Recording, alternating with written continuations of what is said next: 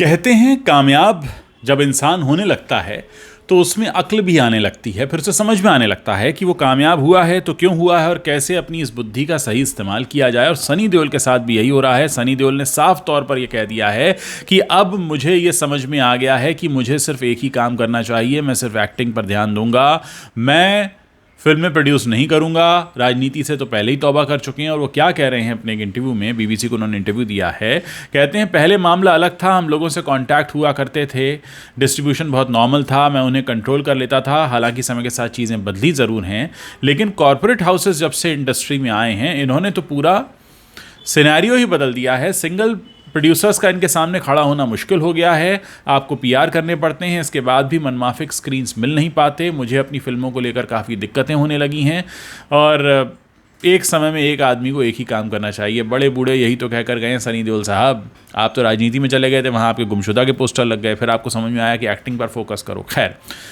जैसा मैंने इस वीडियो की शुरुआत में कहा कि जब कामयाबी आती है तब इंसान को समझ में भी आना शुरू होता है कि कहाँ गलती हो रही है।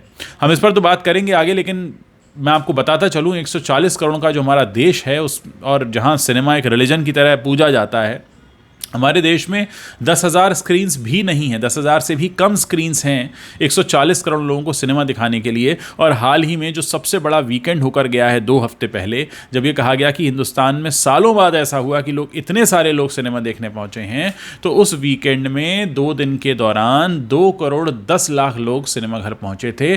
तो ये कह दिया गया कि भाई ये सबसे बड़ा वीकेंड है पिछले कई सालों का। किस देश में जहां 140 करोड़ लोग हैं। 140 करोड़ लोगों के देश में अगर 2 करोड़ लोग फिल्म देखने पहुंच जाते हैं तो कह दिया जाता है कि ऐसा तो सालों में कभी नहीं हुआ। तो आप सोचिए कि सिनेमा घर तक पहुंचने वाले जो लोग होते हैं वो 1-8 करोड़ से भी कम होते हैं।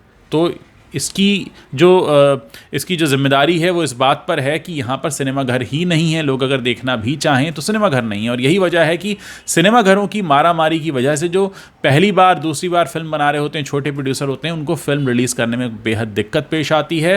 फिल्म इंडस्ट्री में कहावत है, फिल्में बनाना कोई बड़ी बात नहीं है, फिल्म को रिलीज़ करा लेना बहुत बड़ी बात है। क्योंकि थिएटर मालिक फिर बहुत नखरे दिखाते हैं, उनको मालूम है उनकी मोनोपोली, अगर वो फिल्म रिलीज़ नहीं करेंगे तो आप कुछ भी नहीं कर सकते। और उनके पास पहले से ही बुकिंग होती है।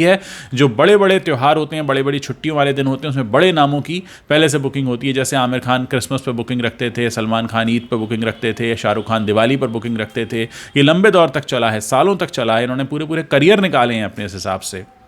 ये पूरा सिस्टम ऐसा था कि एक तरह का माफियागिरी चला करती थी। खैर, अब सनी देओल को इस बात की अक्ल आ गई है कि एक बार में एक ही काम करना है। और इंडस्ट्री का सिनेरियो भी ऐसा है कि यहाँ पर मौका मिलता ही नहीं किसी को। अगर आप एक बार ट्रैक से हटे तो फिर हट गए। अब अगर सनी देओल फोकस करते हैं सिर्फ एक्टिंग पर तो हो सकता है 65 साल की उम्र में उनका करियर थोड़ा संवर जाए।